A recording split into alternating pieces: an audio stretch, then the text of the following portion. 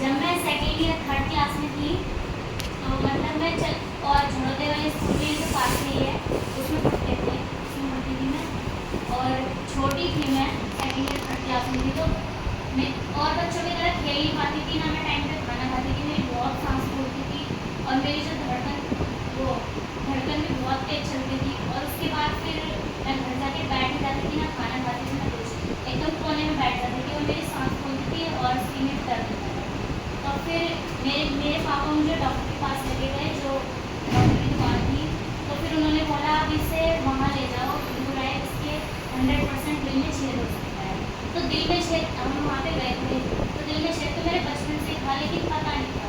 तो फिर उन लोगों ने भी वहाँ पे कम से कम 11 या 10 दिन एडमिट करा, मतलब कैनुला लगाई, बोतल चढ़ाई, सब कुछ करा, लेकिन वहाँ से भी कोई फ़ायदा नहीं हुआ। उन्होंने वहाँ से भी हमें मतलब वहाँ से भी भेज दिया दूसरा हॉस्पिटल में। वहाँ से हमें वो जो अरविंद केजरीवाल वाला हॉस्पिटल है ना, नहीं, जीबी पंत के जो बगल में, हाँ लोकनायक बोलते हैं, हाँ लोकनायक, उसमें भेजा, उससे भी कोई फ़ायदा नहीं हुआ। इंदिरा वाले कह रहे थे कि इसमें दिल के छेद का कोई इलाज नहीं है, फिर वहाँ से भी हमने इलाज किया।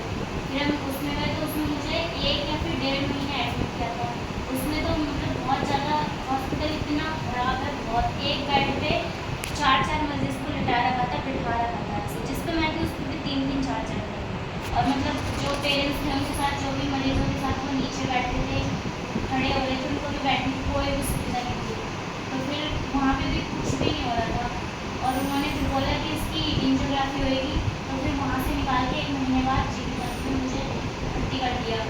फिर मतलब मेरे ना ये पूरे हाथों में मतलब सुई लग गई थी, बहुत मैं घबरा गई थी एकदम। और फिर जब जीबी पंत में गए तो डॉक्टर ने बोला कि इसकी टांग की नस कट के ना एंजियोग्राफी होगी।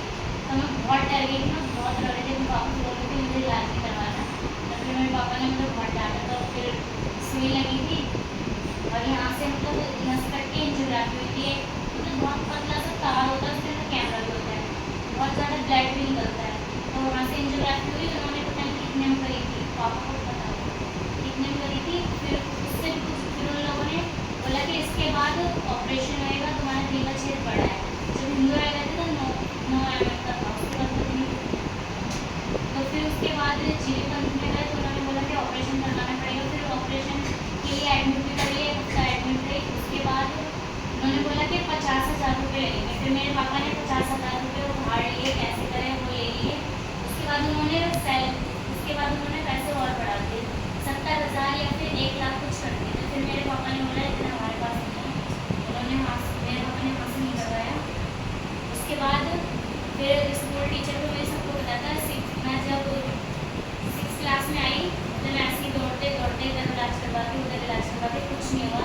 जब मैं 6 क्लास में आई तो मेरी क्लास टीचर थी संगीता शुक्ला मैम, जो होम साइंस पढ़ाती थी, उनका पर्व मैं कभी नहीं भूलने वाली। एक अपने मम्मी पापा का और अशोक अग्रवाल सर का, इनकी वजह से जो मैं यहाँ पे मतलब खड़ी हूँ, कभी नहीं भूलूंगी। और फिर उन्होंने हमें बताया कि किसी ने बोला कि तुम मनीष सिसोदिया के ऑफिस में जाओ या फिर केजरीवाल के ऑफिस में जाओ। फिर मैम ने बोला, संगीता मैम ने, कि तुम कहीं पर भी मत जाओ, मैं बता रही हूँ वहाँ जाओ।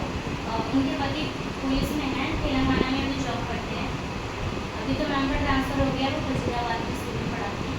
तो फिर उन्होंने हमें हाई कोर्ट का रास्ता दिखाया। फिर हम सर के पास गए और एक ही लेटर में ऐसा काम हुआ कि मेरी सर्जरी भी हो गई और मैं बिल्कुल ठीक हूँ।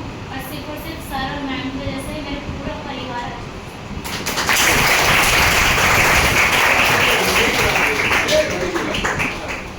खुशी की बात है, रोने की बात हो रही है।